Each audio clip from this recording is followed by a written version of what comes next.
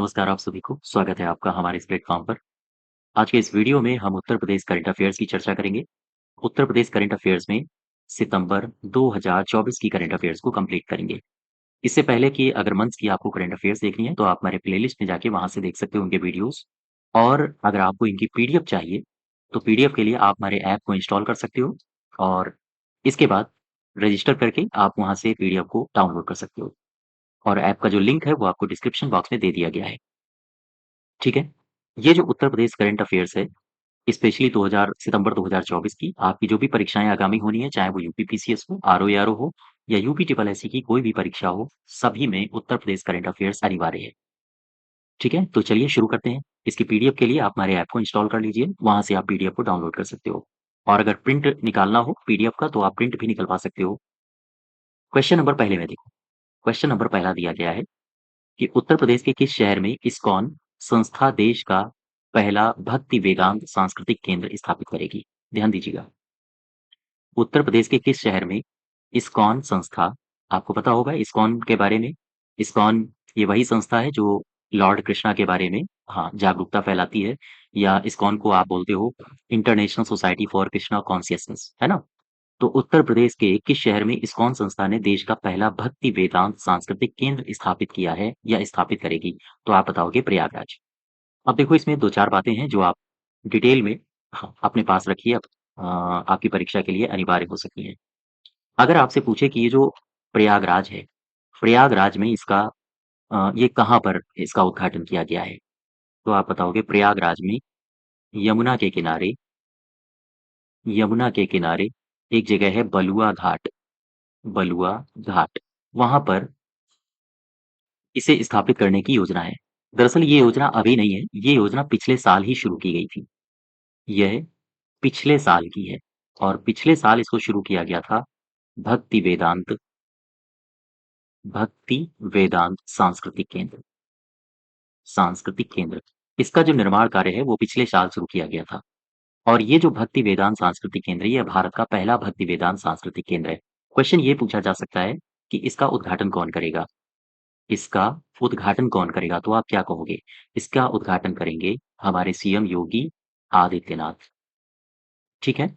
इसके उद्घाटन में योगी आदित्यनाथ आएँगे और ये जो पूरा का पूरा भक्ति वेदांत सांस्कृतिक केंद्र बना है, ये कई खंडों में बनाया गया है और यहाँ पर एक रेस्टोरेंट भी है, इसका नाम है गोविंद दास रेस्टोरेंट, गोविंद दास रेस्टोरेंट।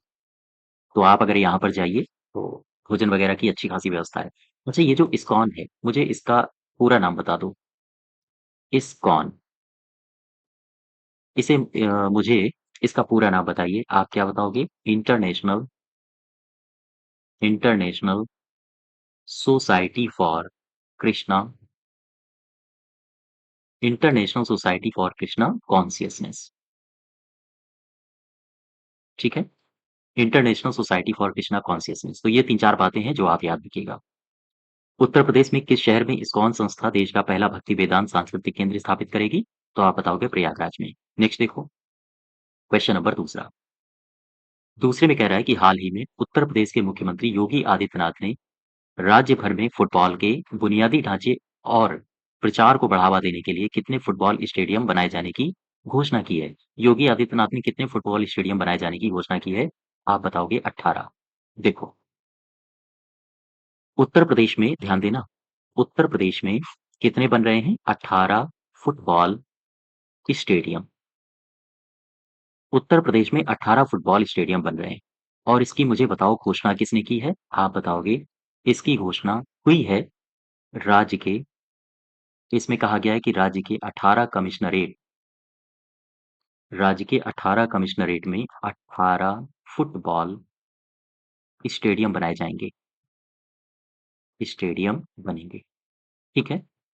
और एक स्टेडियम आप याद रखो, लखनऊ में है ये, एलकेओ मतलब लखनऊ, और ये है KD Babu Singh stadium, KD Babu Singh stadium. आपसे पूछा जा सकता है ये कहाँ पर है? ये है लखनऊ में और ये अभी चर्चा में रहा था क्योंकि यहाँ पर अभी फुटबॉल मैच हुआ है। और सरकार ने तो ये तक कहा है कि ये जो राज्य भर में ब्लॉक हैं, प्रत्येक ब्लॉक में लगभग पूरे राज्य में लगभग 827 फुटबॉल स्टेडियम बनाए जाएँगे। तो ध्यान दो, राज्य भर में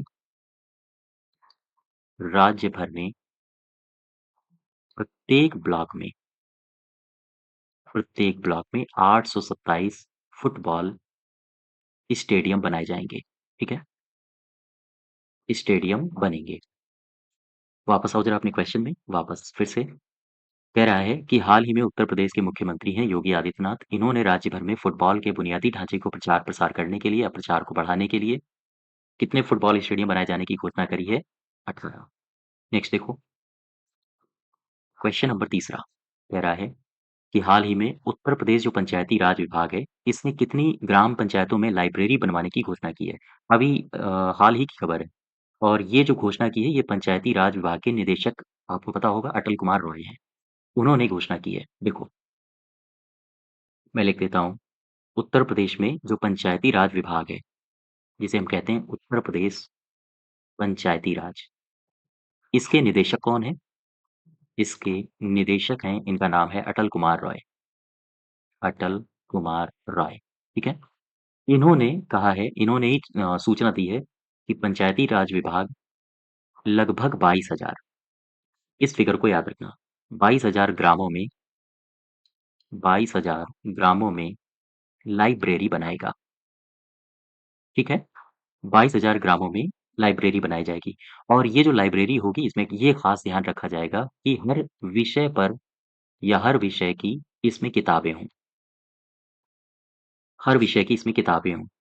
इसमें लेकिन एक शर्त ये रखी गई है, शर्त ये है कि अलग से मान लीजिए लाइब्रेरी बनाई जा रही है, पंचायत घर में ही लाइब्रेरी बनाई जाएगी, पंचायत भवन में बनाई जाएगी। तो ये जो लाइब्रेरी बनाई जाएगी इसके लिए अलग से कोई भवन का निर्माण नहीं किया जाएगा।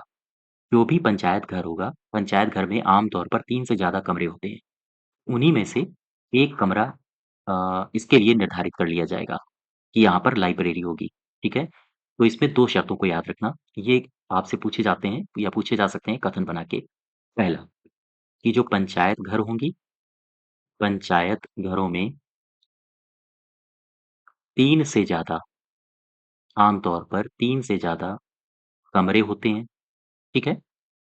और ये जो 3 से ज़्यादा कमरे होते हैं, उन्हीं कमरों में से एक में लाइब्रेरी बनाई जाएगी। एक में लाइब्रेरी बनेगी। अच्छा, एक बात मुझे और बताओ, क्या अलग से इसमें भवन निर्माण होगा? नहीं, अलग से इसके लिए लाइब्रेरी के लिए कोई भवन निर्माण नहीं होगा। तो ध्यान दो, कोई अलग से भवन निर्माण नहीं किया जाएगा, नहीं होगा। क्लियर है बात? वापस आओ ज़रा अपने क्वेश्चन में। तीसरे का सही उत्तर हो जाएगा 22,000।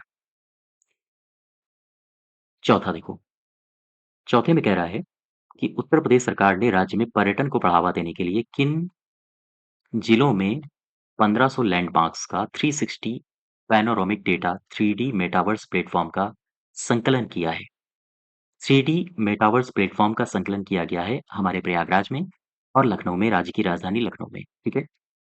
इसका दोनों सही हो जाएगा। अब इसमें मैं 2 बातें आपको बताता हूँ। कौन-कौन सी 2 बातें? सबसे पहले, जो ये उत्तर प्रदेश का पर्यटन विभाग है, उत्तर प्रदेश का ये जो पर्यटन विभाग है, पर्यटन विभाग ने मोस्ट फेवर्ड ध्यान देना, पर्यटन विभाग ने मोस्ट फेवर्ड डेस्टिनेशन प्रोजेक्ट के तहत लखनऊ और साथ ही साथ प्रयागराज, ये दोनों शहर के नाम याद रखो। उत्तर प्रदेश के पर्यटन विभाग ने मोस्ट फेवर्ड डेस्टिनेशन प्रोजेक्ट के तहत लखनऊ और प्रयागराज में जो विरासतें हैं हमारे उत्तर प्रदेश की, उन विरासतों के दर्शन की योजना बनाई है। यहाँ पर विरासतों को आप देख सकते हो, विरासतों के दर्शन की योजना बनाई है, ठीक है? और यूपी आने वाले जो भी पर्यटक होंगे, 3D मेटावर्स पर वो तमाम पर्यटक स्थल देख सकते हैं। तो यही दोनों शहर हैं, प्रयागराज है और लखनऊ है। सी पार्ट इसका सही हो जाएगा चौथे का। नेक्स्ट देखो 5वां, क्या कह रहा है? 5वें में कह रहा है कि उत्तर प्रदेश में हाल ही में राज्य महिला आयोग है, उसकी अध्यक्ष कौन बनाई गई हैं? इनका नाम है बबीता चौहान। उत्तर प्रदेश में अभी हाल ही में बबीता चौहान को अध्यक्ष बनाया गया है राज्य महिला आयोग का। संतोष रेखा यादव ये तो है नहीं, सुनीता सारस्वत ये भी नहीं है और मनातीस। पहला ऑप्शन सही हो जाएगा। देखो, उत्तर प्रदेश राज्य महिला आयोग के बारे में। उत्तर प्रदेश राज्य महिला आयोग, ठीक है?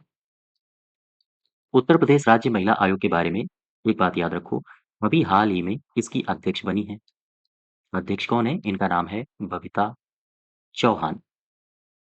अच्छा, मुझे बताओ ये जो उत्तर प्रदेश का महिला आयोग है, ये इसका गठन कब किया गया था? क्या बता सकते हो? 2002 में। एक बात और मुझे बताओ, ये जो उत्तर प्रदेश का राज्य महिला आयोग है, महिला आयोग के लिए अधिनियम कब बना? अधिनियम बना 2004 में, ठीक? और ये जो अधिनियम राज्य महिला आयोग के लिए बना, इसको संशोधित कब किया गया? समय-समय पर इसको संशोधित किया गया है, सामान्यतः 2007 और 2013 में इसको संशोधित किया गया। आपसे क्वेश्चन ये पूछा जा सकता है कि जो उत्तर प्रदेश राज्य महिला आयोग है, इसमें वर्तमान में कितने अध्यक्ष हैं, कितने सदस्य हैं? तो आप बताओगे 1 इसमें वर्तमान में अध्यक्ष है, 2 इसके उपाध्यक्ष हैं और वर्तमान में 25 इसके सदस्य हैं। इस फिगर को याद रखना और करंट में ये बात याद रखो। उत्तर प्रदेश राज्य महिला आयोग से 2002 में बना था, अधिनियम 2004 में बनाया गया, 2007 और 2013 में इसको संशोधित किया गया। 1 अध्यक्ष है, 2 उपाध्यक्ष हैं और 25 इसके टोटल सदस्य हैं। बबीता चौहान को हाल ही में इसका अध्यक्ष बनाया गया है। वापस आ जाओ, क्वेश्चन नंबर 5वें का सही उत्तर हो जाएगा ए, ठीक है? छठे में आओ। भारत सरकार का एक विभाग है डीपीआईटी ने किस राज्य को बिजनेस रिफॉर्म्स एक्शन प्लान, इसको बोलते हैं बीआरएपी, बीआरएपी अभी चर्चा करेंगे हम। बिजनेस रिफॉर्म एक्शन प्लान 2022 के तहत टॉप अचीवर स्टेट का दर्जा हासिल किया है। कौन सा है ये राज्य? ये है अपना उत्तर प्रदेश। इसने टॉप अचीवर का दर्जा हासिल किया है। इसमें देखो जरा, ये बीआरएपी क्या है, इस क्वेश्चन के बारे में और थोड़ा समझते हैं। अच्छा, ये जो उत्तर प्रदेश राज्य महिला आयोग है, इसमें 2 बातें और याद रखना। बबीता चौहान ये तो अध्यक्ष बनाई गई हैं। इसके अलावा एक बात और याद रखो, आपने आपने अगर उत्तर प्रदेश में आप हैं, तो आपने अपर्णा यादव का नाम सुना होगा, है ना? ये कौन बनाई गई हैं? इन्हें बनाया गया है इसी उत्तर प्रदेश राज्य महिला आयोग का उपाध्यक्ष, ठीक? और एक महिला हैं, इनका नाम है चारू चौधरी।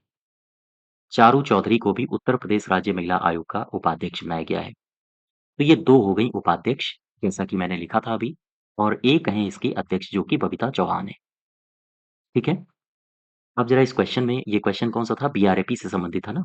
6 नंबर को देखो। बीआरएपी ये क्या है? ये है business reform action action plan, business reform action plan 2022। 2022 के अंतर्गत यूपी को उत्तर प्रदेश ने, या हम कहें उत्तर प्रदेश ने टॉप अचीवर का दर्जा प्राप्त किया है, दर्जा प्राप्त किया। अच्छा, ये जो उत्तर प्रदेश ने टॉप अचीवर का दर्जा प्राप्त किया है, उत्तर प्रदेश को 2 व्यवसाय केंद्रित और 1 नागरिक केंद्रित जो क्षेत्र है, उसमें सर्वोच्च उपलब्धि हासिल करने करने के लिए ये इस अवार्ड को चुना गया है, या इस अवार्ड के तहत उत्तर प्रदेश को योग्य पाया गया है। और ये जो इन्वेस्ट यूपी है उत्तर प्रदेश में, अगर आपने इसका नाम सुना होगा, इन्वेस्ट यूपी। इन्वेस्ट यूपी दरअसल उत्तर प्रदेश में, यूपी में बीआरएपी बीआरएपी के कार्यान्वयन के लिए जिम्मेदार है, कार्यान्वयन के लिए जिम्मेदार है, ठीक है? अगर आपसे पूछा जाए कि उत्तर प्रदेश में बीआरएपी बीआरएपी क्या है? बिज़नेस रिफॉर्म एक्शन प्लान 2022 के कार्यान्वयन के लिए उत्तर प्रदेश में जिम्मेदार संस्था कौन-सी है? तो आप बताओगे यही है, इन्वेस्ट यूपी, ठीक है? अब नेक्स्ट देखो, वापस आ जाओ अपने क्वेश्चन में। छठे का सही उत्तर हो जाएगा उत्तर प्रदेश। 7वां देखो, कह रहा है कि अगस्त 2024 में उत्तर प्रदेश के किस शहर में भेड़ियों के झुंड के हमलों को रोकने के लिए प्रशासन ने ऑपरेशन भेड़िया शुरू किया? ये उत्तर प्रदेश में है। काफ़ी इससे क्षति पहुँची है, काफ़ी लोगों को घायल किया है, और ये बहराइच है। यहाँ पर ऑपरेशन भेड़िया शुरू किया गया है फॉरेस्ट के द्वारा। नेक्स्ट देखो, क्वेश्चन नंबर 8वां। 8वें को ध्यान से पढ़ो और कह रहा है कि उत्तर प्रदेश के जो मुख्यमंत्री हैं योगी आदित्यनाथ ने प्रदेश के किस जनपद में राज्य के पहले फ्लोटिंग रेस्टोरेंट इसका उद्घाटन किया है? इम्पोर्टेंट क्वेश्चन है। योगी आदित्यनाथ ने इसका उद्घाटन खुद किया है और ये कहाँ किया है? गोरखपुर में। फिर से समझो, प्रदेश के मुख्यमंत्री योगी आदित्यनाथ ने इस जनपद में राज्य के पहले जो फ्लोटिंग रेस्टोरेंट है उसका उद्घाटन किया है। ये है गोरखपुर। अच्छा, ये जो फ्लोटिंग रेस्टोरेंट है इसके बारे में 3-4 बातें याद रखो। सबसे पहली बात, ये उत्तर भारत का, ध्यान देना, उत्तर भारत का पहला फ्लोटिंग रेस्टोरेंट है। फ्लोटिंग रेस्टोरेंट है और ये कहाँ खुला है? आपने गोरखपुर में। ठीक है? उत्तर प्रदेश के शहर गोरखपुर में। मुझे बताओ दूसरी बात, इसका उद्घाटन किसने किया है? तो आप बताओगे योगी जी ने। ये कहाँ है? लोकेशन बताओ। ये है रामगढ़ ताल में। इसका नाम क्या है? अगर आपसे नाम पूछे तो नाम बताओगे फ्लोट, यही नाम है। अच्छा, इससे पहले यहीं पर आपने लेक क्वीन का नाम सुना होगा। सुना है? लेक क्वीन को भी यहीं पर उतारा गया था। केवल और केवल इतनी जानकारियाँ हैं, इसका नाम पूछे, इसकी लोकेशन पूछे, अगर आपसे पूछे किस जिले में है या फिर किसने उद्घाटन किया तो आप इन सब का उत्तर दे सकते हो। क्वेश्चन नंबर 8वें का सही उत्तर हो जाएगा ए। 9वां देखो, 9th में कह रहा है कि अगस्त 2024 की खबर है। अगस्त 2024 में मीडिया से मिली जानकारी के अनुसार प्रधानमंत्री जनधन खाता योजना, ध्यान देना, प्रधानमंत्री जनधन खाता योजना खुलवाने के मामले में पूरे देश में प्रथम स्थान पाने वाला राज्य कौन-सा है? पूरे देश में इसने पहला स्थान पाया है उत्तर प्रदेश ने, ठीक है? और इसमें कुछ डेटा है जो आपको बिल्कुल कंठस्थ कर लेना है। सबसे पहला तो बात यही हो गई, सबसे पहली बात कि जो प्रधानमंत्री जन धन खाता योजना है, प्रधानमंत्री जन धन खाता योजना में पहला स्थान। अभी मैंने आपको बताया था अपना यूपी है, उत्तर प्रदेश है। और यही नहीं, प्रधानमंत्री जन धन अकाउंट के माध्यम से जो रुपे कार्ड वितरित किए गए हैं, रुपे कार्ड, रुपे कार्ड के वितरण में वितरण में पहला स्थान।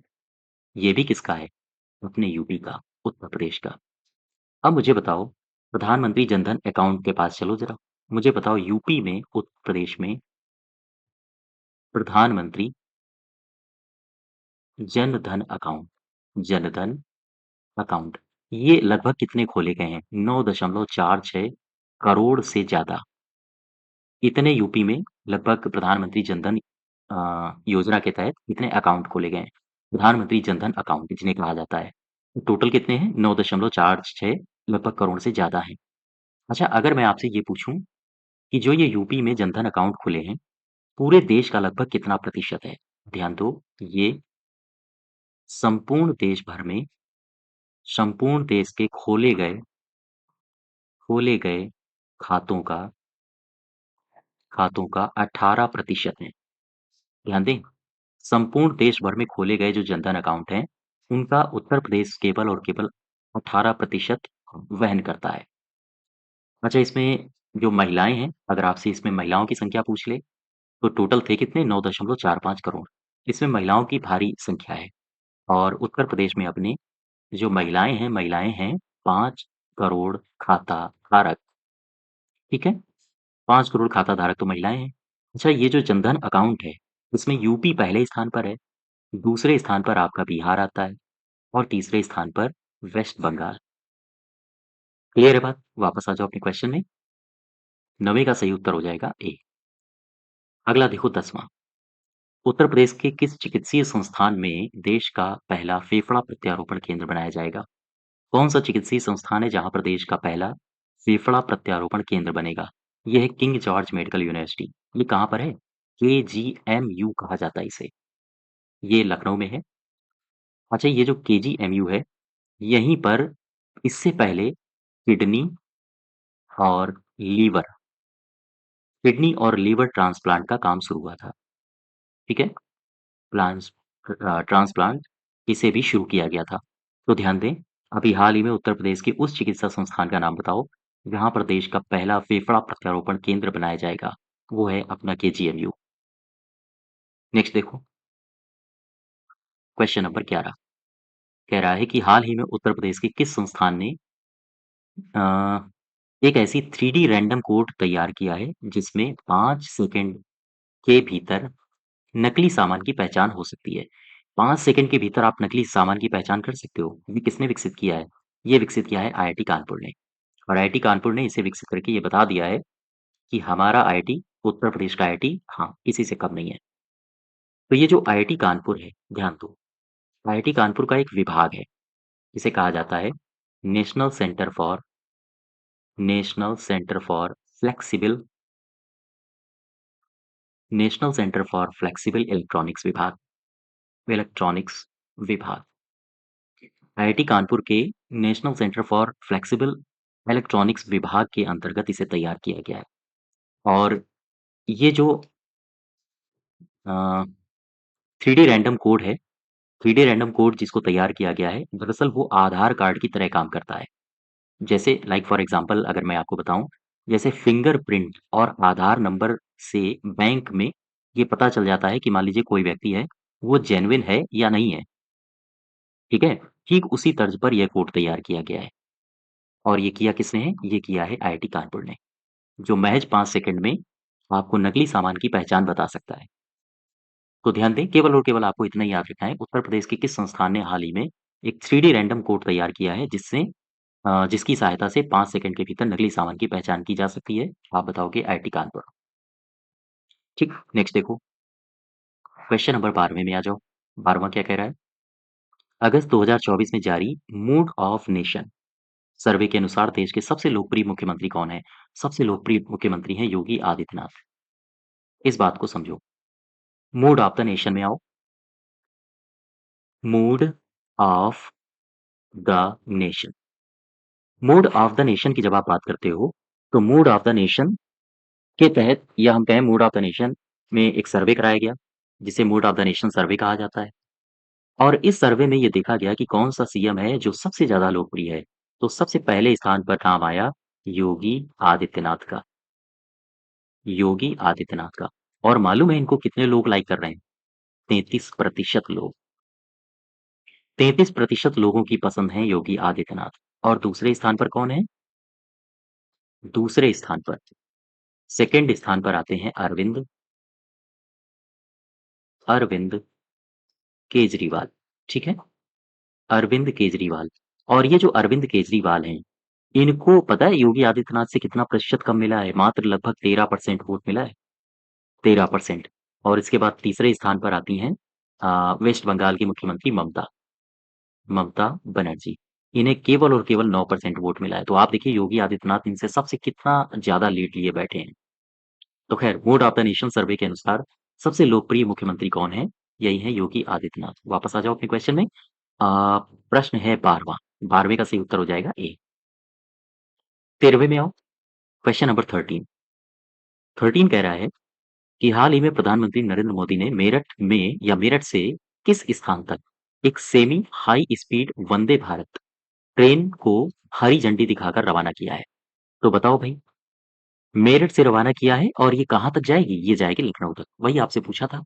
हाल ही में प्रधानमंत्री नरेंद्र मोदी ने मेरठ से किस स्थान तक एक semi high speed Vande Bharat express train को हरी झंडी दिखाई है? तो आप बताओगे लखनऊ। देखो, इसके बारे में चर्चा करते हैं। मेरठ से ये लखनऊ चलाई जा रही है। ध्यान दो, ये ट्रेन है, ये मेरठ से चलाई जा रही है कहाँ के लिए? लखनऊ के लिए। ठीक, मेरठ से लखनऊ चलाई जाएगी। और ये जो वंदे भारत है, वंदे भारत, इसे हरी झंडी किसने दिखाई है? मोदी ने। और ये मोदी ने जो हरी झंडी दिखाई है, ये वर्चुअल उद्घाटन किया है। इसका वर्चुअल उद्घाटन किया है। ठीक है, वर्चुअल उद्घाटन मतलब समझते होगी, फिजिकली यहाँ पर उपस्थित नहीं थे, और कुछ नवीन तकनीकी के द्वारा इसका वर्चुअली रूप से उद्घाटन किया गया है। अच्छा, अब इस ट्रेन की बात करते हैं। ये ट्रेन में खूबी क्या है? इस ट्रेन के बारे में बताया जा रहा है कि ये पूरी तरह से भारत में निर्मित है। पूरी तरह से कहाँ से निर्मित है? भारत में। यह पूरी तरह से भारत में निर्मित ट्रेन है। ठीक है, ऐसा भी कहा जाता है इस ट्रेन के बारे में कि भारत की यह पहली सेमी हाई स्पीड ट्रेन है। हाई स्पीड ट्रेन है। और यहाँ तक यह भी जानकारी मिलती है कि देश में ये पहली इंजन रहित ट्रेन है, अर्थात इसमें जो अलग से एकीकृत इंजन नहीं है, इंजन नहीं है। वापस आ जाओ अपने क्वेश्चन में। इसका सही उत्तर हो जाएगा लखनऊ। नेक्स्ट देखो, क्वेश्चन नंबर 14 कह रहा है कि हाल ही में किसने 73rd 73वीं Akhil Bharatiya police cluster championship का उद्घाटन किया है? कौन है जिसने 73rd 73वीं Akhil Bharatiya championship clusters police प्रतियोगिता का उद्घाटन किया है? वो हैं योगी आदित्यनाथ। अखिल भारतीय पुलिस कुश्ती क्लस्टर का उद्घाटन हुआ है। अखिल भारतीय पुलिस, हाँ, कुश्ती क्लस्टर का उद्घाटन किया है और ये किया है योगी आदित्यनाथ ने। वापस आओ जरा, अब मैं इसमें थोड़ा सा आपको बताता हूँ। ये है 73rd अखिल भारतीय, ध्यान देना, पुलिस कुश्ती क्लस्टर, ठीक है। इसका हुआ उद्घाटन, और इसका उद्घाटन किया किसने? योगी जी ने, हमारे सीएम ने। अगर आपसे पूछे प्लेस बताओ, कहाँ किया, तो आप बताओगे लखनऊ। और इसमें कितनी टीमों ने भाग लिया? तो आंसर होगा 34। इसमें 34 पुलिस बल टीमों ने ने भाग लिया, ठीक है। यानी कि 73वीं अखिल भारतीय पुलिस कुश्ती क्लस्टर, इसका उद्घाटन योगी आदित्यनाथ ने लखनऊ में किया है और 34 पुलिस बल टीमों ने इसमें, हाँ, पार्टिसिपेट किया है। वापस आओ जरा अपने क्वेश्चन में। 14 का सही उत्तर हो जाएगा योगी आदित्यनाथ। 15 में आ जाओ। हाल ही में भारत के उपराष्ट्रपति हैं जगदीप धनखड़, वो उत्तर प्रदेश में आए थे और उत्तर प्रदेश के किस जनपद में उन्होंने सैनिक स्कूल का उद्घाटन किया था? प्रश्न बिल्कुल स्पष्ट है, शांत है, इसको ध्यान से फिर से पढ़ो। कह रहा है कि राष्ट्रपति हैं अपने जगदीप धनखड़, ठीक, उत्तर प्रदेश ही आए और इन्होंने किस जनपद में सैनिक स्कूल का उद्घाटन कर दिया? आप बताओगे गोरखपुर। बिल्कुल। और जब जगदीप धनखड़ जी अपने उत्तर प्रदेश आए थे तो केवल गोरखपुर ही नहीं गए थे, ये अन्य जगहों पर भी गए थे, तो उनकी लोकेशन देख लो, शायद वहां से भी आपके एग्जाम में प्रश्न पूछा जा सकता है। सबसे पहले मुझे बताओ अपने उपराष्ट्रपति हैं कौन? आंसर होगा जगदीप धनखड़, ठीक। हाल ही में ये कहाँ आए? ये आए अपने उत्तर प्रदेश में। उत्तर प्रदेश में कहाँ गए? ये गए गोरखपुर में। ये गोरखपुर गए।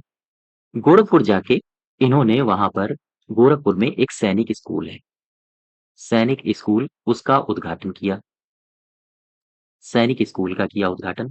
और ये जो सैनिक स्कूल है इसके बारे में कहा जाता है कि यह सैनिक स्कूल पूर्वी उत्तर प्रदेश का पहला सैनिक स्कूल है।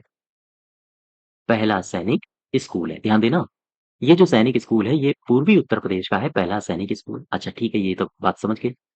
अब मुझे ये बताओ, ये जो सैनिक स्कूल है इसके बारे में एक खूबी और है। खूबी ये है कि उत्तर प्रदेश सैनिक स्कूल जो सोसाइटी है उसके द्वारा संचालित ये उत्तर प्रदेश का दूसरा सैनिक स्कूल है। ध्यान दो, उत्तर प्रदेश सैनिक स्कूल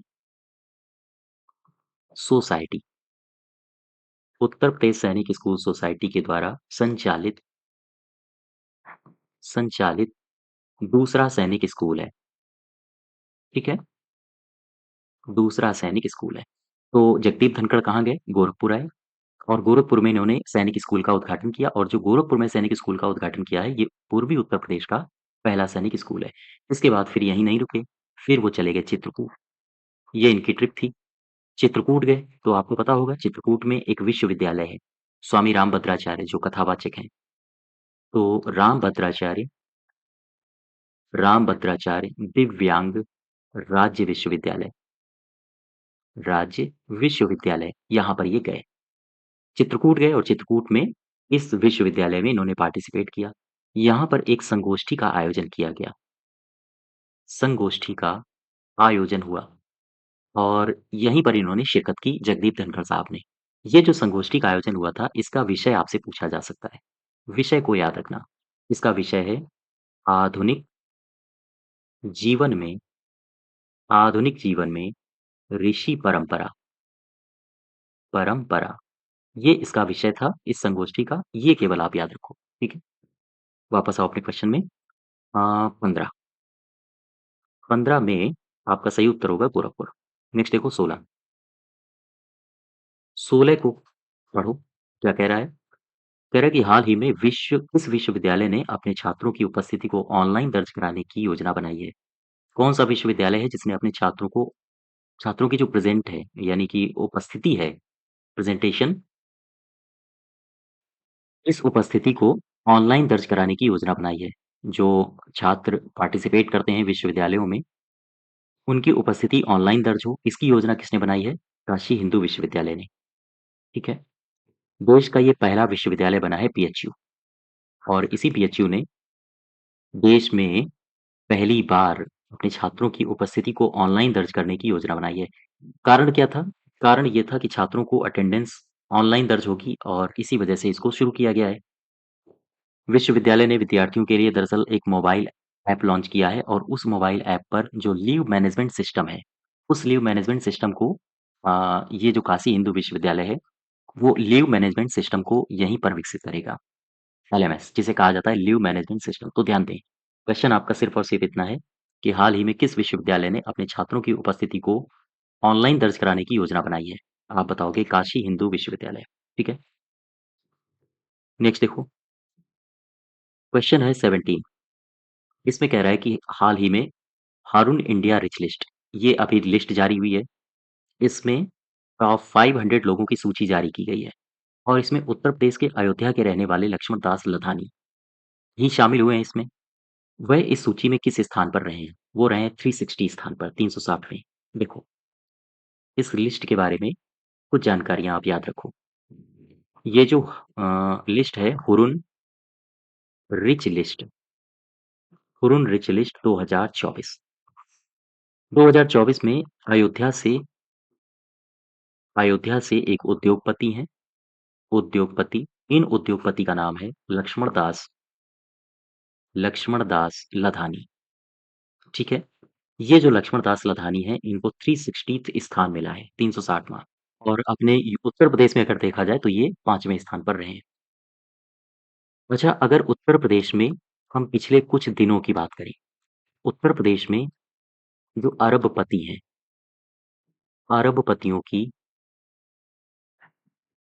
लिस्ट में उत्तर प्रदेश में 34 उद्योगपति शामिल किए गए हैं। 34 उद्योगपति, ठीक है? ध्यान दो। हुरुन इंटरनेशनल की लिस्ट जारी हुई है। उस जारी हुई लिस्ट में बताया गया है कि जो अरबपतियों की लिस्ट है, उसमें उत्तर प्रदेश से 34 उद्योगपति आते हैं, और आप देख पाओगे कि पिछले 1 साल में उत्तर प्रदेश का जबरदस्त शानदार प्रदर्शन रहा है।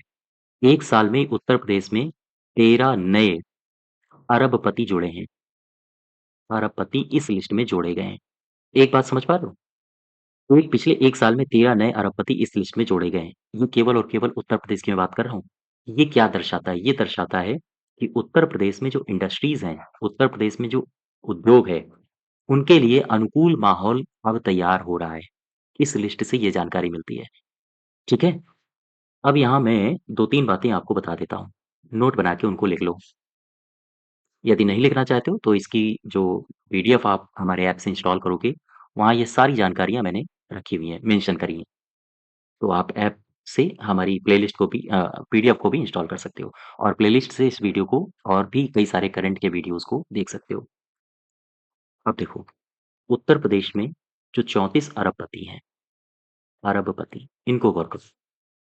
34 अरबपति हैं, इसमें अगर आपसे पूछे कि कौन-सा ऐसा क्षेत्र है या कहाँ से कौन-सी ऐसी लोकेशन है, जहाँ से सबसे ज़्यादा आते हैं? नोएडा से 10 है, सबसे ज़्यादा। वहीं कानपुर और आगरा, यहाँ से 6 अरबपति आते हैं। इसके अलावा आप लखनऊ को जब लोगे तो लगभग 5 अरबपति हैं। इसके अलावा गाज़ियाबाद से 2 हैं। इसके अलावा और भी लोकेशंस हैं, लेकिन आप ये 2 लोकेशंस याद रखो, ठीक है? सबसे ज़्यादा नोएडा से हैं 10, और पिछले 1 साल में 13 नए अरबपति इस लिस्ट में जोड़े गए हैं उत्तर प्रदेश से। एक शख्स का आपने नाम सुना होगा, मुरलीधर ज्ञानचंद्रानी। मुरलीधर ज्ञानचंदानी। जो लोग कानपुर से हमें सुन रहे होंगे, शायद वो इनका नाम जानते होंगे। ये कौन है? ये कानपुर से आते हैं। कानपुर में आपने घड़ी समूह का नाम सुना है? घड़ी ग्रुप।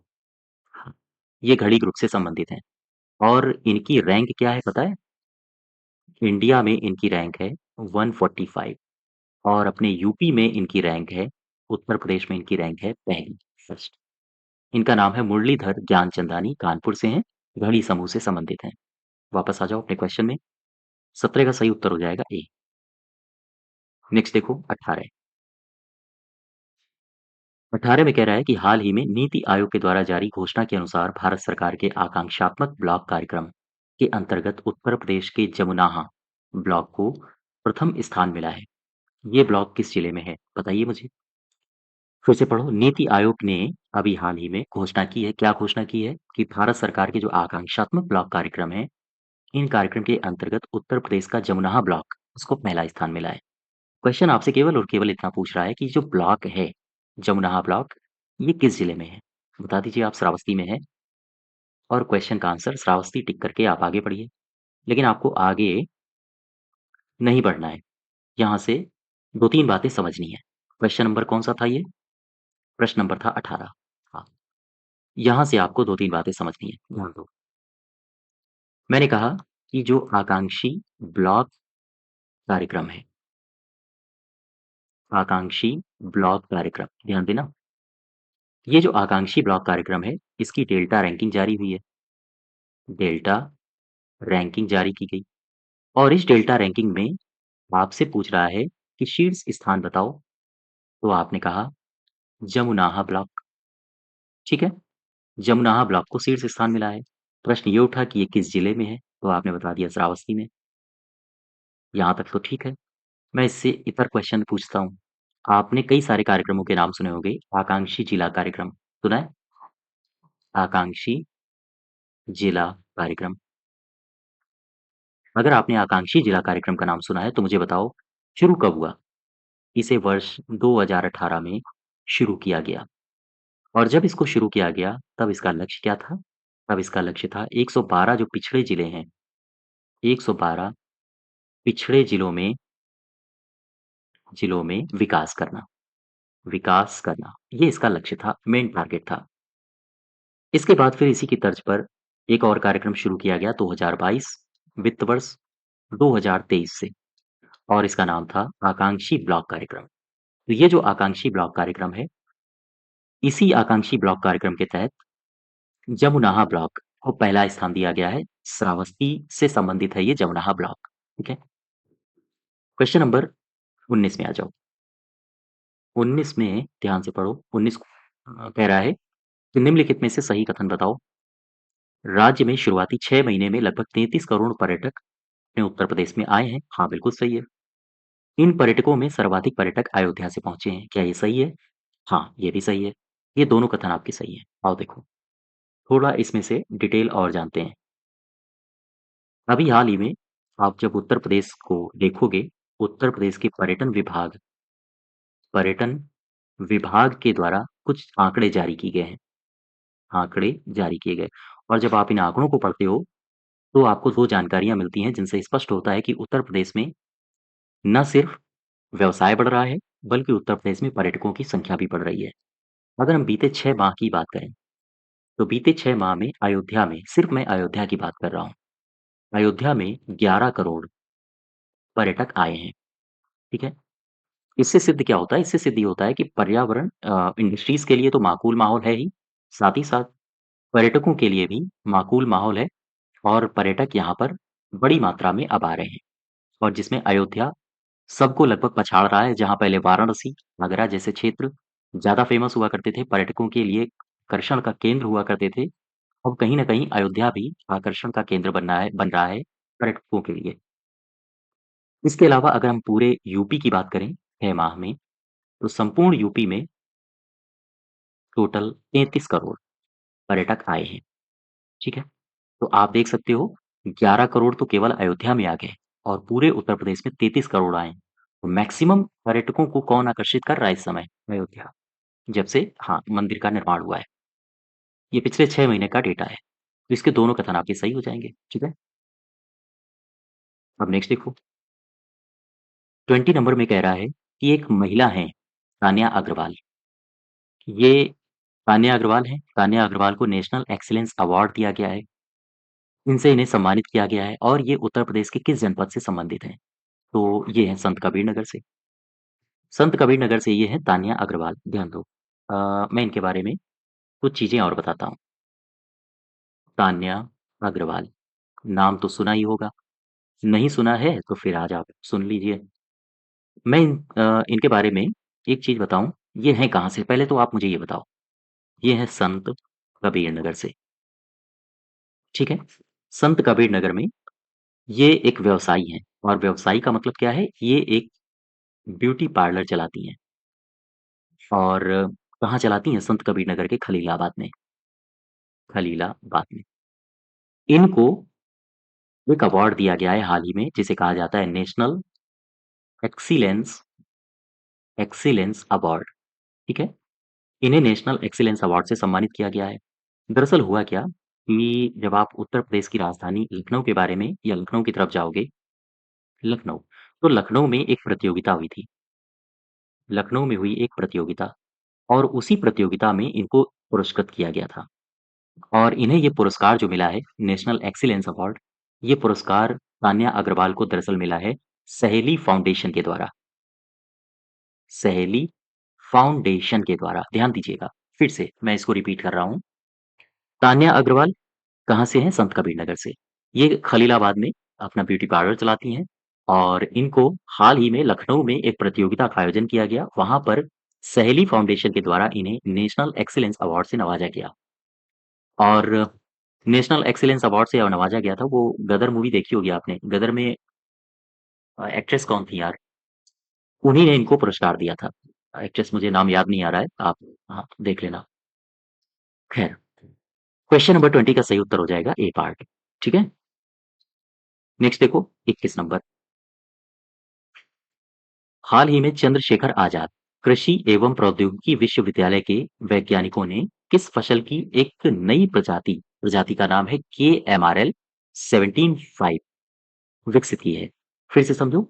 ये जो चंद्रशेखर आजाद कृषि प्रौद्योगिकी विश्वविद्यालय है, यहाँ के वैज्ञानिकों ने एक फसल की नई प्रजाति विकसित की है। प्रजाति का नाम है KMRL 17 ये काहे की प्रजाति है? ये पूछा है आपसे। ये है सरसों की प्रजाति। अब देखो आप इसको, मैं लिए चलता हूँ कानपुर, ठीक है?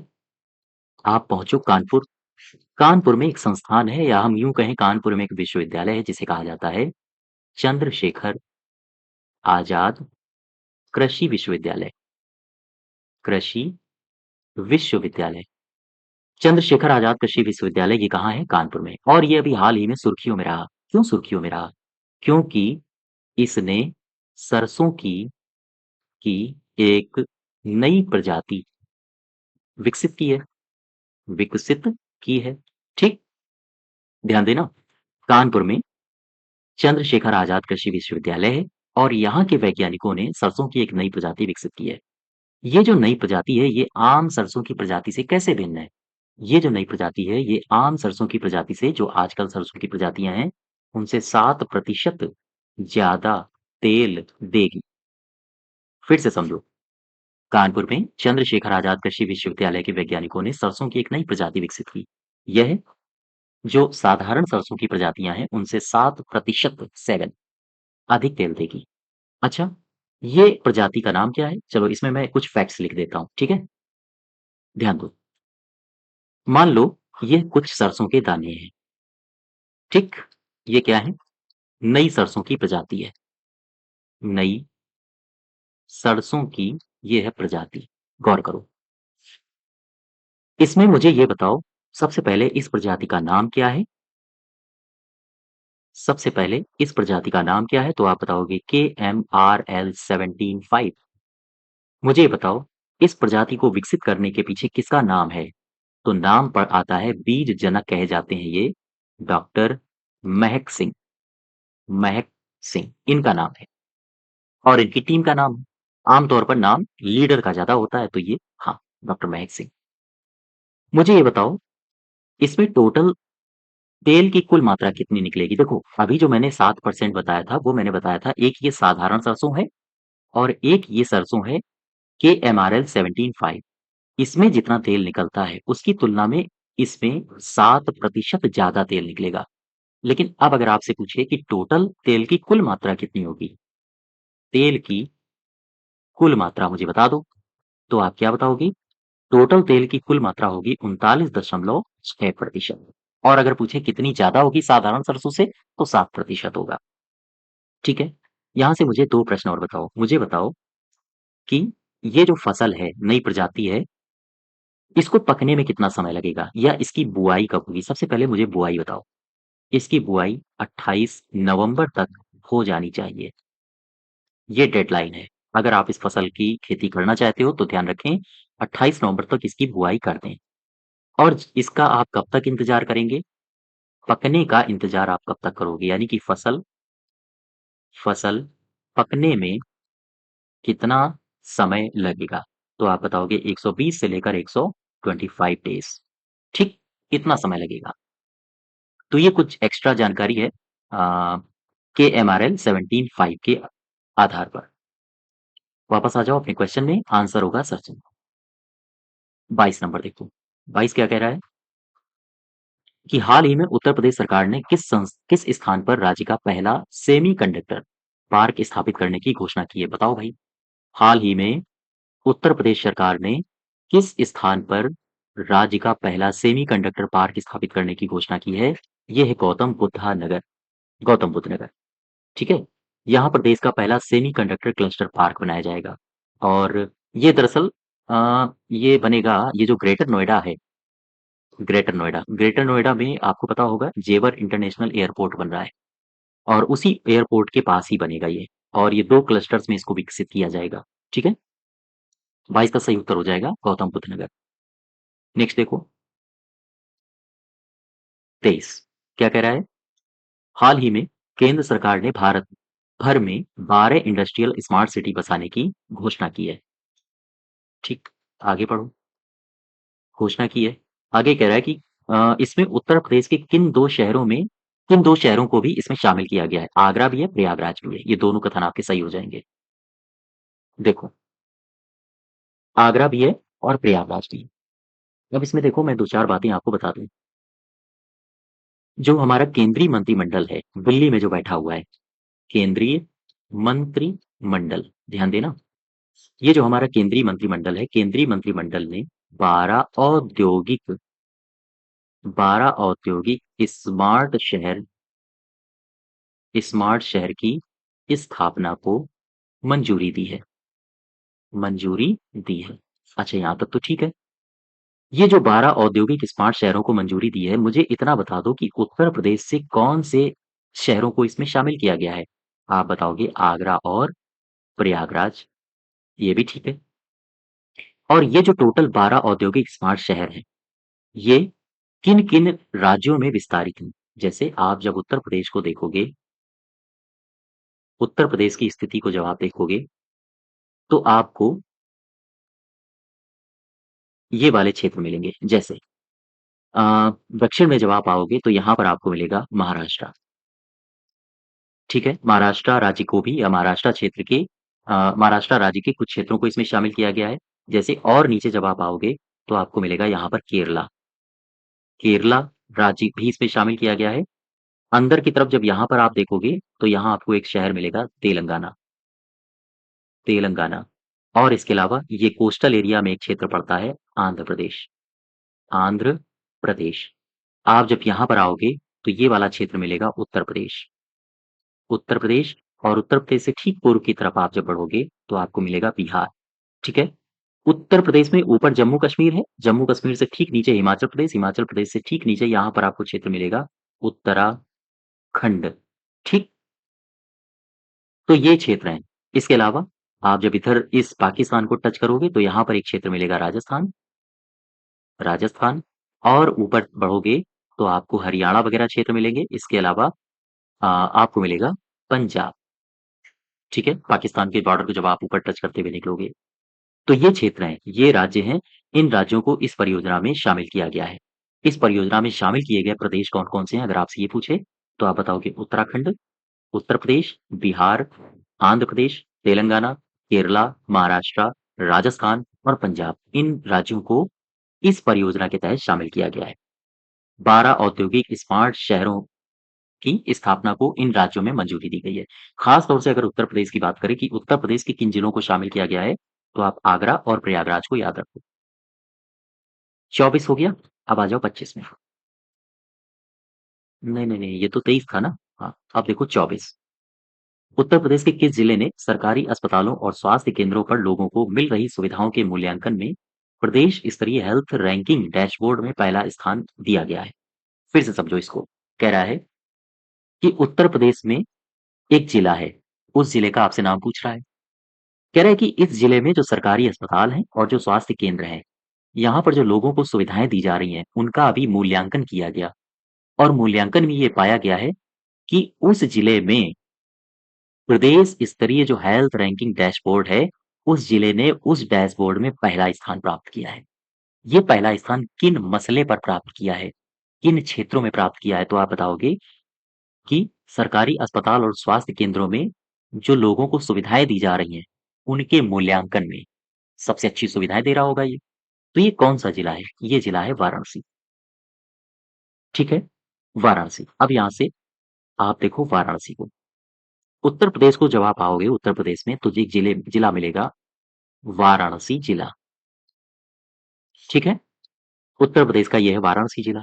और ये जो वाराणसी जिला है, यहाँ का जो सरकारी अस्पताल है और साथ ही साथ जो स्वास्थ्य केंद्र हैं वाराणसी में, यहाँ पर लोगों को बहुत सारी सुविधाएं दी जा रही हैं। सुविधाएं दी जा रही हैं। ध्यान देना। और इन सुविधाओं का किया गया मूल्यांकन। बोलो भाई, सरकारें मूल्यांकन किया करती हैं कौन सा अच्छी सुविधा दे रहा है, कौन सा संस्थान नेगेटिव दे रहा है। तो इन सुविधाओं का इनका मूल्यांकन किया गया। मूल्यांकन से ये पता चला है कि जो उत्तर प्रदेश स्तरीय हेल्थ रैंकिंग डैशबोर्ड है, उसमें सबसे अच्छा प्रदर्शन किया है और सबसे नंबर 1 पर इसी राज्य को डाला गया है। ठीक? तो वाराणसी तो हो गया नंबर 1। अच्छा, अब 3 ब्लॉक भी आपको याद रखने हैं। 3 ब्लॉक हैं जिन्होंने बेहतरीन प्रदर्शन किया है कुछ इन्हीं क्षेत्रों में। ये 3 ब्लॉक, इनको भी आप याद रखो। कौन है? एक तो है आराजी लाइन ब्लॉक, दूसरा है काशी विद्यापीठ ब्लॉक, ठीक है? और तीसरा है पिंडरा ब्लॉक। इन तीनों के नाम याद रखो। वापस आ जाओ अपने क्वेश्चन में। सही उत्तर हो जाएगा वाराणसी 25 नंबर में। देखो आप 25 में कह रहा है कि उत्तर प्रदेश में नए औद्योगिक प्लांट के संबंध में निम्नलिखित कथनों पर विचार करो। ध्यान देना। नए औद्योगिक प्लांट, सॉरी प्लांट बोल दिया। नए औद्योगिक प्लांट के संबंध में निम्नलिखित कथनों पर विचार करो। उत्तर प्रदेश में नए औद्योगिक प्लांट बनाए जा रहे हैं। कह रहा है कि उत्तर प्रदेश में लघु उद्योग निगम की तरफ से 60 जिलों में 6000 छोटे उद्योग लगवाए जाएंगे। हाँ, बिल्कुल सही है। युवाओं को उद्योग स्थापित करने के लिए 3% ब्याज पर लोन दिया जाएगा। ये भी सही है। हर छोटे उद्योग में लगभग 30 से 35 लोगों को रोजगार मिलेगा। हाँ, ये भी सही है। ये सारे के सारे आपके कथन सही हो जाएंगे। आओ देखो, इसकी मैं चर्चा कर लूं। औद्योगिक प्लांट की, जो नए औद्योगिक प्लांट विकसित किए जा रहे हैं और इनकी घोषणा की है उत्तर प्रदेश लघु उद्योग विकास निगम ने। तो सबसे पहले मैं इसी की यहीं से शुरुआत करता हूँ। कौन है ये? ये है उत्तर प्रदेश लघु उद्योग विकास निगम। इस उत्तर प्रदेश लघु उद्योग विकास निगम ने घोषणा की है। कई सारी घोषणाएं की हैं। घोषणाएं की। ये कौन-कौन सी घोषणाएं की हैं? इसने कहा है उत्तर प्रदेश में 9 नए औद्योगिक प्लांट विकसित किए जाएंगे और इनकी घोषणा अगर पूछे किसने की है तो आप बताओगे उत्तर प्रदेश लघु उद्योग विकास निगम ने। सबसे पहले देखो क्या-क्या घोषणाएं हैं। सबसे पहली बात, इसने कहा है कि यूपी में 60 जिलों में 6000 छोटे उद्योग लगवाए जाएंगे। ठीक है? इस निगम ने कहा है कि उद्योग लगाने पर 3% ब्याज पर लोन मिलेगा। ध्यान दें, इसी निगम ने कहा है कि उद्योग जब भी आप लगाओगे तो 3% ब्याज पर आपको लोन भी मिलेगा। इसने कहा है कि 2 लाख रोजगार के अवसर भी पैदा होंगे, अवसर बनेंगे। इसने कहा है कि ये जो औद्योगिक क्षेत्र हैं, इन औद्योगिक क्षेत्रों में आप आवासीय निर्माण नहीं कर सकते हो, अर्थात इन औद्योगिक क्षेत्रों में आवासीय निर्माण नहीं किया जा सकता, ठीक है? इस तरह के कथन आपसे पूछे जा सकते हैं। देखो, ये जैसे मान लीजिए क्वेश्चन था कि उत्तर प्रदेश में नए नए औद्योगिक प्लांट, इनकी घोषणा उत्तर प्रदेश लघु उद्योग विकास निगम ने की है। निम्नलिखित में से कौन से कथन सही हैं? अब इनमें से कोई कथन डाल दिया और एक कथन ये भी डाल दिया कि इन औद्योगिक क्षेत्रों में आवासीय निर्माण किया जा सकता है। अब आपसे पूछेगा कौन सा सही है, कौन सा गलत है? तो यहाँ पर आपको विशेष ध्यान देना है। इन क्षेत्रों में या इन औद्योगिक क्षेत्रों में आवासीय निर्माण नहीं होगा। इसके अलावा इसमें कहा गया है कि जो छोटे उद्योग हैं, छोटे उद्योग में लगभग 30 से 35 लोगों को रोजगार दिया जाएगा, रोजगार मिलेगा। ठीक है? वापस आ जाओ अपने क्वेश्चन में। इसका सही उत्तर हो जाएगा डी पार्ट। अब नेक्स्ट देखो क्वेश्चन नंबर 26 कह रहा है कि उत्तर प्रदेश राज्य महिला आयोग हाल ही में चर्चा में रहा। इसके संबंध में सही कथन का चयन करो। उत्तर प्रदेश राज्य महिला आयोग हाल ही में चर्चा में रहा, क्यों रहा? क्योंकि हाल ही में राज्य महिला आयोग की अध्यक्ष बबीता चौहान को बनाया गया है। हाँ, ये मैंने अभी शायद आपको पीछे डिस्कस भी किया था। अपर्णा यादव को इसका उपाध्यक्ष बनाया गया है। हाँ, बिल्कुल। उत्तर प्रदेश राज्य महिला आयोग अधिनियम 2004 में अस्तित्व में आया। ये भी कथन आपका सही है और ये सारे के सारे कथन सही है। 27 में आ जाओ। 27 को देखो ध्यान से और पढ़ो। कह रहा है कि हाल ही में उत्तर प्रदेश की नई सोशल मीडिया पॉलिसी आई। इसे कैबिनेट ने मंजूरी कब दी है? 29 अगस्त 2024 को। ये जो नई सोशल मीडिया पॉलिसी है, इसमें कई सारे प्रावधान किए गए हैं और आपके जो भी परीक्षाएं होंगी, आपको यहाँ से प्रश्न जरूर देखने को मिलेगा।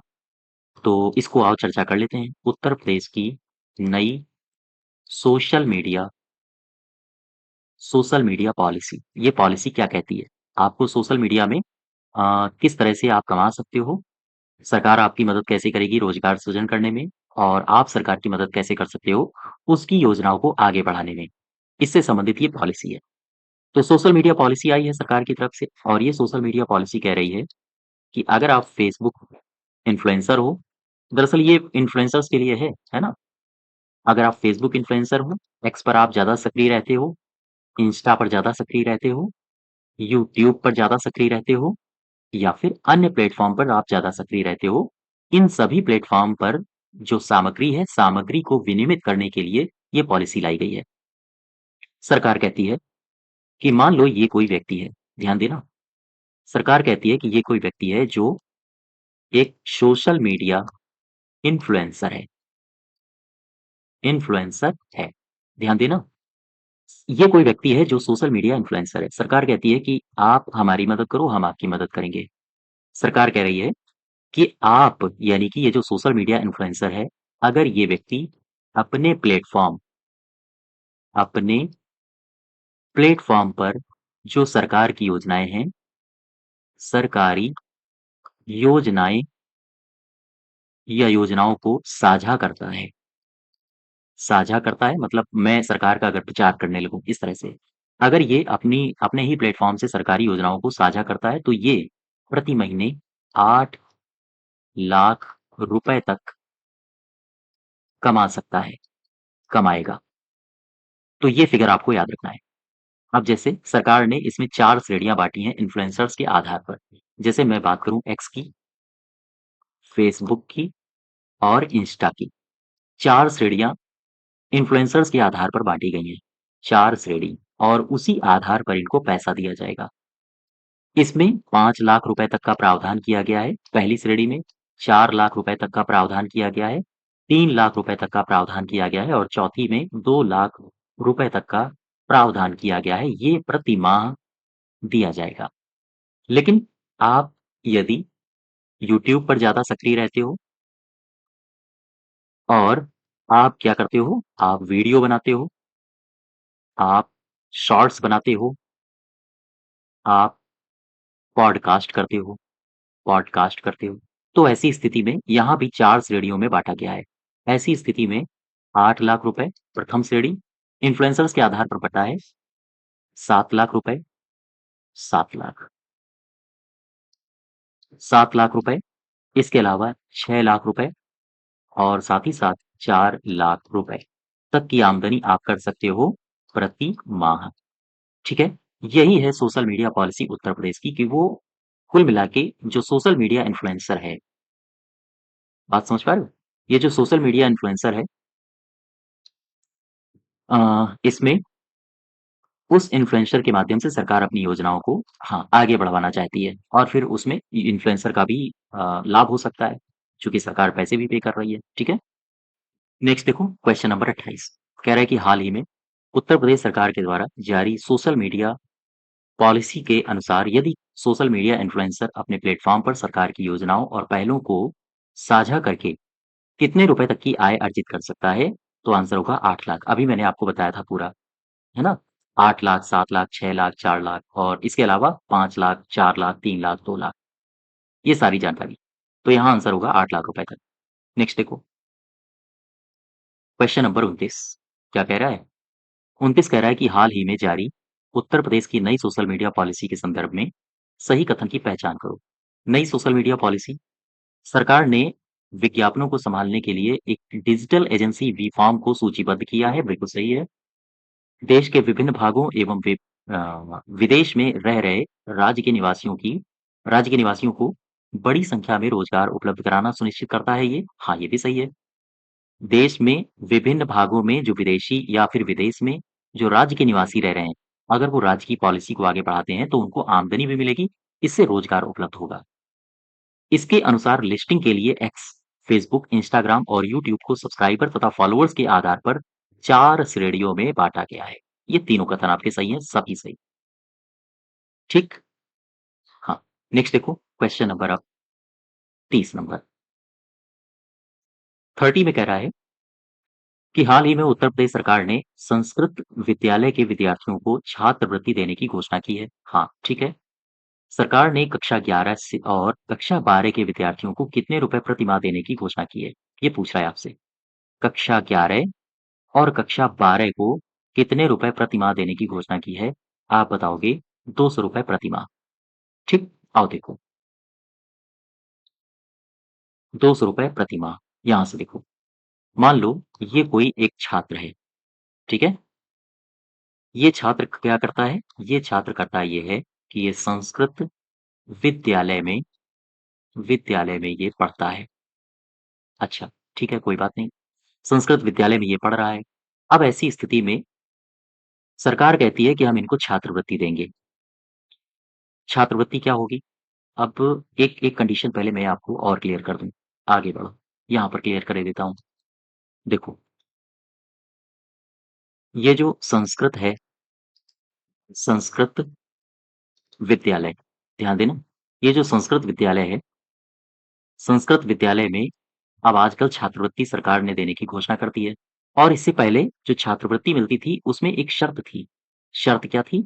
शर्त ये थी कि अगर परिवार की अगर परिवार की वार्षिक आय, ध्यान देना, अगर परिवार की वार्षिक आय 50,000 रुपए से ज़्यादा है, तो फिर उन छात्रों को छात्रवृत्ति नहीं दी जाती थी।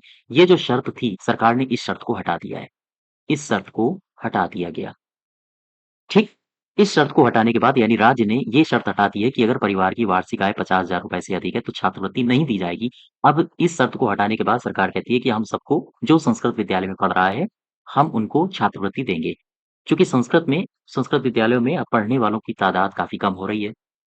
इस स्थिति में ज़रा यहाँ पर आओ, कितनी छात्रवृत्ति देगी सरकार? इसकी घोषणा की है सरकार ने। सरकार ने कहा है कि अगर कोई छात्र कक्षा 6 से लेकर 7 6-7 में है, तो ₹50 प्रति माह की उसे छात्रवृत्ति मिलेगी। अगर कोई छात्र कक्षा 8 में पढ़ रहा है, तो उसे ₹75 प्रति माह की छात्रवृत्ति मिलेगी। अगर कोई छात्र कक्षा 10 में पढ़ रहा है, तो उसे ₹100 प्रति माह की छात्रवृत्ति मिलेगी। अगर कोई छात्र कक्षा 11-12 में पढ़ रहा है, तो उसे ₹200 प्रति माह की छात्रवृत्ति मिलेगी। ये छात्रवृत्तियाँ हैं जो सरकार ने निर्धारित की हैं। वही आपसे पूछा है, हाल ही में उत्तर प्रदेश में कक्षा 11-12 के लिए जो विद्यार्थी पढ़ रहे हैं संस्कृत विद्यालयों में, उन्हें कितनी छात्रवृत्ति देने की प्रतिमाह घोषणा की है सरकार ने? आप बताओगे 200 रुपया। 11/12 है ना? ये 50 नहीं होगा, ये होगा 200 रुपया। ठीक है? हाँ, वापस आ जाओ अपने क्वेश्चन में। क्वेश्चन नंबर 30 हो गया, अब आ जाओ 31 में।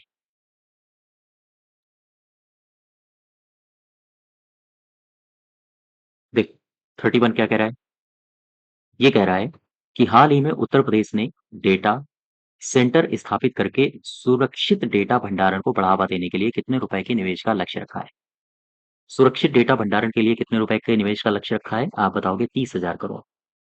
और ये जो 30,000 करोड़ रुपए के निवेश का लक्ष्य रखा है, ये डेटा सेंटर स्थापित करके सुरक्षित डेटा भंडारण को बढ़ावा दिया जाएगा इससे। और आपको बताते चलें, जो डेटा सेंटर की संयुक्त क्षमता होगी, वो लगभग 900 मेगावाट होगी। मैं लिख देता हूँ यहाँ पे। जो यहाँ से 2 बातें याद रखना इस प्रश्न से। 2 बातें कौन-सी हैं? ये जो पहली बात तो ये जो डेटा सेंटर बनेगा, ये कहाँ पर बनेगा? डेटा सेंटर स्थापित होगा, ये नोएडा के पास होगा। नोएडा के पास स्थापित होगा। ठीक है? और दूसरी बात आप यहाँ से याद रखना कि जो डेटा सेंटर की संयुक्त क्षमता लगभग 900 मेगावाट होगी। ये दोनों डेटा आप याद रखना और ये फिगर तो आपको याद ही रखना है। क्वेश्चन नंबर नेक्स्ट देखो 32 32। 32 में कह रहा है कि कारोबार संबंधी सुधारों को लागू करने के मामले में उत्तर प्रदेश के संबंध में निम्नलिखित कथनों पर विचार करो। विचार करो भाई। पहला कथन पढ़ो, भारत सरकार द्वारा उत्तर प्रदेश को बीआरएपी, ये अभी मैंने पीछे चर्चा किया था बीआरएपी का, बीआरएपी में टॉप अचीवर का दर्जा उत्तर प्रदेश को दिया गया है। बिल्कुल सही है। उद्योग व्यापार आंतरिक उद्योग एवं आंतरिक व्यापार संवर्धन विभाग वाणिज्य तथा उद्योग मंत्रालय से मिली जानकारी के अनुसार कारोबार संबंधी सुधारों को लागू करने के मामले में उत्तर प्रदेश पहले स्थान पर रहा। दोनों कथन आपके सही हैं। ठीक है। 33 देखो। 33 कह रहे कि हाल ही में नमामि गंगे के तहत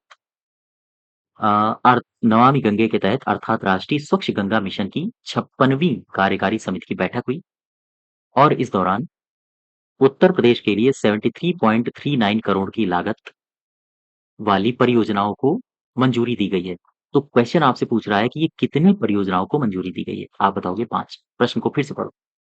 हाल ही में नमामि गंगे के तहत अर्थात राष्ट्रीय स्वच्छ गंगा मिशन की 56वीं कार्यकारी समिति की बैठक के दौरान उत्तर प्रदेश के लिए 73.39 करोड़ वाली कितनी परियोजनाओं को मंजूरी दी गई है? आप बताओगे 5।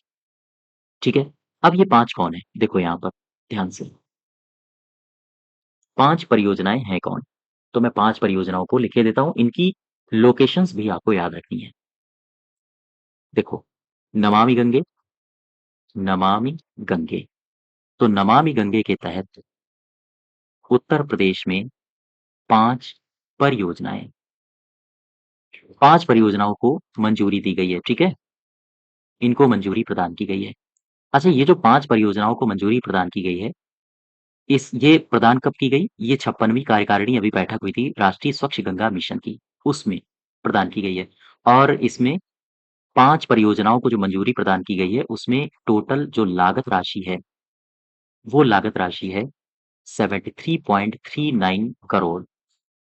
इस लागत राशि से इन 5 परियोजनाओं को जीवंत किया जाएगा।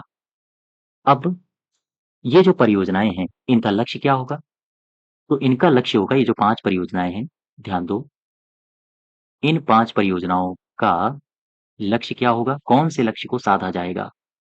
तो जो गंगा नदी है, गंगा नदी के प्रदूषण को कम किया जाएगा। कम करना इसका लक्ष्य होगा। साथ ही साथ जो गंगा नदी है, गंगा नदी का संरक्षण होगा इससे। इसके अलावा साफ सफाई पर गंगा नदी के ध्यान दिया जाएगा। इन लक्ष्यों को पूरा किया जाएगा इतने रुपए से और इतने रुपए से 5 परियोजनाएं चालू की गई हैं। अब क्वेश्चन ये आता है 5 परियोजनाएं हैं कौन-कौन सी? तो 5 परियोजनाएं, इनको देख लो ध्यान से। सबसे पहले आप लिखोगे smart laboratory smart laboratory for clean river परियोजना। फॉर क्लीन रिवर परियोजना के लिए सचिवालय। इसकी स्थापना की जाएगी। अब क्वेश्चन ये आता है कि इसकी स्थापना कहाँ की जाएगी? प्रावधान इसका कहाँ किया जाएगा? आप बताओगे वाराणसी में, ठीक है? और नमामि गंगे और आईआईटी बीएचयू के बीच संस्थागत ढांचे के तहत इसका विकास किया जाएगा। तो पहली परियोजना ये हो गई। अब आ जाओ दूसरी परियोजना में, टोटल 5 हमें देखनी है। दूसरी है गंगा की एक सहायक नदी है, गंगा की सहायक काली नदी। तो काली नदी में बहुत प्रदूषण होता है और जब सहायक नदी है तो वही प्रदूषण गंगा में आता है। तो गंगा नदी की सहायक काली नदी के प्रदूषण को रोकना, ये इसका लक्ष्य है। ये दूसरी परियोजना है और इस पर कहाँ फ़ोकस किया जा रहा है, किस क्षेत्र में फ़ोकस किया जाएगा? ये किया जाएगा बुलंदशहर में। बुलंदशहर में गुलावठी एक क्षेत्र है, इसी क्षेत्र में इस परियोजना को जीवंत बनाया जाएगा, ठीक है? और अनुमानित व्यय इसमें बताया जा रहा है कि लगभग 51 करोड़ रुपए, 50.98 करोड़ रुपए, हाँ, इसमें खर्च किए जाएँगे। और 10 एमएलडी क्षमता के सीवेज जो ट्रीटमेंट प्लांट होते हैं, उनका निर्माण किया जाएगा। तो ख़ैर, आप केवल इतना याद रखो, दूसरी परियोजना है गंगा की सहायक नदी, काली के प्रदूषण को रोकना और क्षेत्र क्या है? बुलंदशहर। तीसरी परियोजना देखो, तीसरी परियोजना है फीकल स्लज मैनेजमेंट परियोजना परियोजना। ये जो फीकल स्लज मैनेजमेंट परियोजना है, ये कहाँ चालू की गई है? रायबरेली, ठीक है? रायबरेली के डालमऊ, यहाँ पर इसको, हाँ, केंद्रित किया जा रहा है। और साथ ही साथ ये तो तीसरी परियोजना है। चौथी परियोजना का नाम क्या है? अर्थगंगा। अर्थगंगा केंद्र की स्थापना और इसका केंद्र कहाँ है? प्रयागराज। प्रयागराज के निकट एक स्टेशन है जिसका नाम है छिकवी। जो लोग प्रयागराज से होंगे जानते होंगे, छिकवी रेलवे स्टेशन। तो छिकवी रेलवे स्टेशन पर इसको केंद्रित किया जाएगा। पांचवी जो परियोजना है वो है सहायक नदियों पर, या हम कहें सहायक नदियों के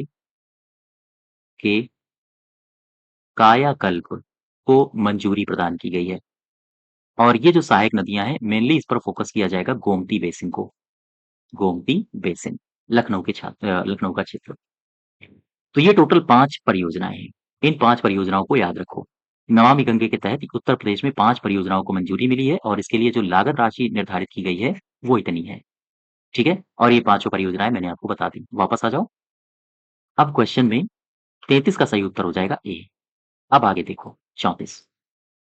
कह रहा है कि हाल ही में नमामि गंगे के अंतर्गत प्रदेश में 5 परियोजनाओं को मंजूरी दी गई है। निम्न में से कौन सी योजनाएं उन 5 परियोजनाओं का हिस्सा हैं? Smart laboratory for clean river परियोजना के लिए सचिवालय ये है। काली नदी के प्रदूषण को रोकने का प्रयास ये भी है। रायबरेली में फीकल स्लज मैनेजमेंट परियोजना ये भी है। उपर्युक्त सभी उत्तर सही हो जाएगा, है ना? अब मुझे समझाने की आवश्यकता नहीं है, आप खुद समझ सकते हो। नेक्स्ट देखो, नमामि गंगे कार्यक्रम के अंतर्गत हाल ही में छिकवी रेलवे स्टेशन पर अर्थगंगा केंद्र की स्थापना को मंजूरी मिली है। यह केंद्र कहाँ है? किस जनपद में है? आप बताओगे प्रयागराज। अभी बता चुका हूं मैं।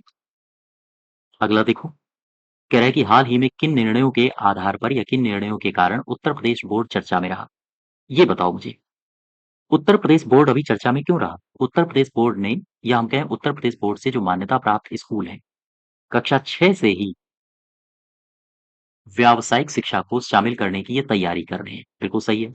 इसका मुख्य उद्देश्य है कि छात्रों को कक्षा 12 तक पहुंचने तक व्यावसायिक शिक्षाएं प्रदान कर दी जाएं, ताकि वो कौशल के क्षेत्र में अपने हाथ आजमा सकें और वो रोजगार की ओर बढ़ सकें। ये भी सही है। उपयुक्त दोनों सही हो जाएंगे आपके। ठीक है? नेक्स्ट देखो 37।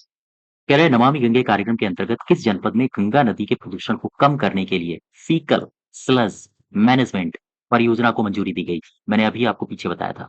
चलो जरा पीछे। यहाँ मैंने बताया था कहीं फीकल स्लज, ये है रायबरेली, रायबरेली का डाल। इसका सही उत्तर हो जाएगा ए। ठीक। नेक्स्ट देखो, कह रहा है 38 कि हाल ही में नमामि गंगे के तहत smart laboratories for clean river परियोजना के लिए सचिवालय की स्थापना का प्रावधान कहाँ किया गया है? वाराणसी में, है ना? 39 देख लो अब। 39 में कह रहा है कि हाल ही में उत्तर प्रदेश के किस शहर को आदर्श शौर शहर का दर्जा प्राप्त हुआ है? ये अयोध्या है। आदर्श शौर शहर अयोध्या।